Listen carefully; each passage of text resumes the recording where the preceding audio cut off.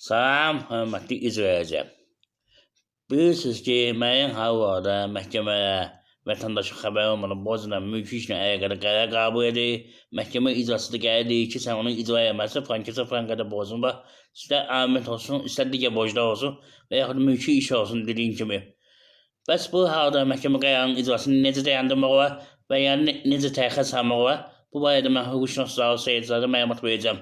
Eğer kimse maraqlısa video sonuna kadar izlesin ve daha çok şəxs bilməsi üçün videonu beğenin zəhmət olmasa. Eyni zamanda YouTube kanalına abunə olun. Və bu qərarı necə dayandırmaq olar? Hansı hallarda? İndi hamısını izah edəcəyəm. Hörmətli izləyicilər. İndi insanların əksəriyyəti qeydiyyatı başqa yerdədir, amma özləri başqa yerdə yaşayırlar.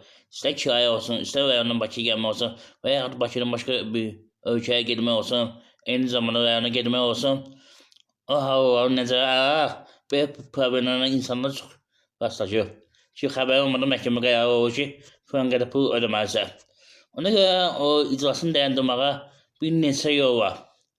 Adətən yollardan biri odur ki, birinci instansın məhkəməsinin çıxartdığı qərardan apellyasiya və kassasiya şikayəti vermək olur.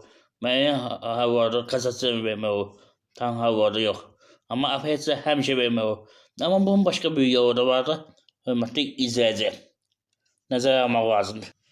İcrasına verilən əmrdən şikayət qaydasından şikayət verə bilərsiniz birinci instansiya məhkəməsinə baxılmasına. Apellyasiya, kassasiya da verə bilərsiniz. Amma burada bir məsələ var ki, həm əmrlə bağlı şikayətdə, həm apellyasiya ilə bağlı şikayətdə, həm kassasiya ilə bağlı şikayətdə müddət məsələsi var. Onu nəzərə almaq lazımdır. İnsanlar dediyim kimi qeydiyyatı başqa yerdə olduğuna görə və ya başqa yerdə yaşadığına görə çox vaxtdan xəbəri olmur, müddətdə buraxır. Sonra şikayət verə bilmə, icrası gəlir deyir ki, məsələn, borcu ödəməlisən. O halda nə etmək lazımdır? Onu qeyd edim. Əgər xəstə olmuşsunuzsa və ya həmin yerdə yaşamaqsınızsa, məhkəmə məktubu sizə gəlib çatmışsa, bir sözlə ərizdə üzvlük səbəbi varsa, mütləq qaydada hansı məhkəmə qərar çıxardıbsa, həmin məhkəməyə ərizədə müraciət edirsiniz ki, şikayət müddətin bərpası barədə.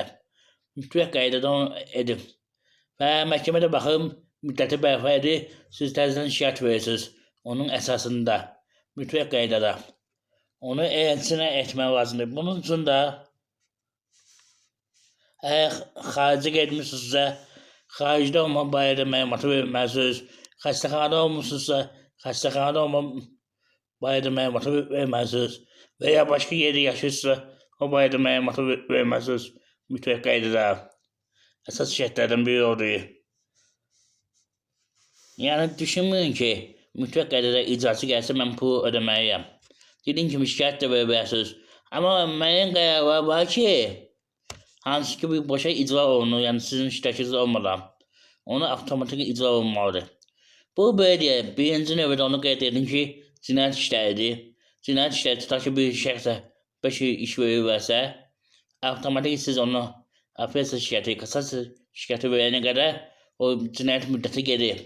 Yəni insan həbsxanada olur. Bu yəni müzakirə olunmur. Sadəcə onun azaldılmasından bağlı və ya digər məsələlə bağlı şikayət verirsiniz. Onu nəzərə almaq lazımdır. Mütləq qaydada. Eyni zamanda boşanmayla bağlı sizin iştirakınız olmadan, amətlə bağlı sizin iştirakınız olmadan qərar çıxarda bilər. Və ya borca görə sizin axtarışa verilməsi barədə, eyni zamanda sizin üzərinizə məhdudiyyət qoyulması barədə ki, ölkədən barədə çıxa bilməlisiniz. O qərarlar sizin iştirakınız olmadan birbaşa qəbul olunur və icra olunur. Nəzərə almaq lazımdır. Amətlə bağlı burada bir məsələ var. Məsəl üçün, məhkəmə qərar qəbul edirsiniz, xəbəriniz olmadı. Belə deyək də 2000 pul yığıldı, məsəl üçün. Sonra gəlib ondan şikayət verə bilərsiniz ki, mənim xəbərim olub, qərar qəbul olunub, düzdür, ödəməliyəm. Amma müəyyən müddəti götürə bilərsiniz. O məsələ var. Mütləq qaydada vaxt götürə bilərsiniz ki, pulu ödəyəsiniz və bu halda da cinayət məsuliyyətindən, inzibati məsuliyyətdən azad olursunuz müəyyən müddətdə. Nəzərə almaq lazımdır. Əsas məsələ. Hörmətli izləyici, üzrlü hesab edirəm. Biraz sonra da o bizim səsində problem olsun. Bunu əlavə qeyd edin ki,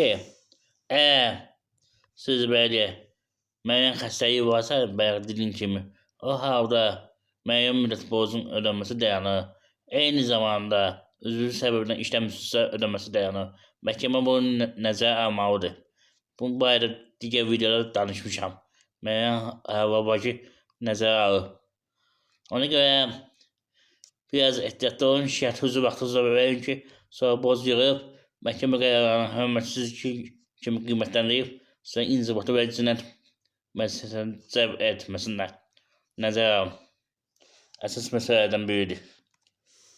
Hərbi xidmətdə, döyüşdə olduğunuz zamanlar məhkəmə qərarlarının icrası dayanıb, nəzərə almaq lazımdır. Eyni zamanda məşğulluqda, qeydiyyatda olduğunuz zaman, işçisə təklif olunduğunuz zaman dayanır. Bunu da bilmək lazımdır. Amma müəyyən müddət ki, hansı müddət qeydiyyatdasınız, sizə iş təklif edirlər o müddət. Ta ki 5 aydan sonra, 6 aydan sonra sizə iş tapılmadısa, siz bir neçə iş təklif aldınızsa, rədd etdinizsə, getmədinizsə, o halda dayandırır və yenə məsuliyyəti cəlb oluna bilərsiniz. Ona görə ehtiyatlı olun. Əsas məsələlərdən biri də budur. Fərdi qaydada məsləhət almaq üçün mənim telefon numaram videonun uzaq yerində YouTube kanalında qeyd olunub. Eyni zamanda YouTube kanalında tutulmasında istənilən videonun üzərində var. Buyurun, sual varsa WhatsApp-a səslə göndərin, cavab verin. Qeyd edin ki, YouTube'a abunə olun, şəxsiyyətin təbliğinə hüquq məsləhətin verilməsi 10 manatdır. Bunu əgər bu ərizələri yazıb, e-mail, WhatsApp ünvanından göndərin. Buyurun, müraciət edə bilərsiniz.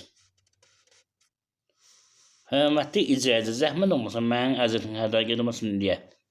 Məni izləyəndən biri, mən də əyri olan şəxsən, əyri arabasındayım, əziyyət çəkib məlumatlar verirəm, axtarışlar aparıram. Yəni, mən öz başından danışmıram. Məlumatlar yığıram, araşdırma aparıram, ondan sonra sizə məlumatı çatdırıram. Ona görə videonu bəyənin qoy hamı bilsin. Eyni zamanda YouTube kanalına abunə olun, dəstək üçün. Bir də kimin imkanı varsa, kanala iyanə də edə bilər. Kart nömrəndə, telefon nömrəndə eyni yerdə qeyd olunub. Həmin kartın nömrəsindən hüquqi yardım üçün də almaq üçün ödəniş edə bilərsiniz. Nəzərə alın. Bir daha xahiş edən ki, suallarınızı səsli formada WhatsApp-a göndərin. Bir də görürsünüz, mənim yerdə olan telefona cavab verə bilmirəm. Ona görə üzrü hesab edin. Yəni ki, ancaq səsli müzəssir formasını göndərin. Baxın, cavab verin sizə. Mənim 1300-dən artıq videom var. Həm tam video kimi, həm şok kimi sosial yardım, pensiya, əməkdaşın bölgüsü, kredit və digər məsələlərlə bağlı, vəsaiətlə bağlı, vəsiyyətnamə, vətəndaşlıqla bağlı, eyni zamanda dediyim kimi digər məsələlərlə bağlı məlumatım var. Yəni, məlumatı sizinlə paylaşmışam. Ona görə kanala abunə olun ki, sizinlə digər məlumatlardan xəbəriniz olsun. Baxın videolarına, yəni belə sizə maraqlı gəlirsə, suallarınızı verin. Diqqətlə görürsünüz, çox sağ olun, abunə olmağı unutmayın. Hal-hazırda 5000 abunə var, 5100-ə yaxın. Bunu heç olmasa 6000-ə çatdıraq. Diqqətlə görürsünüz, sağ olun.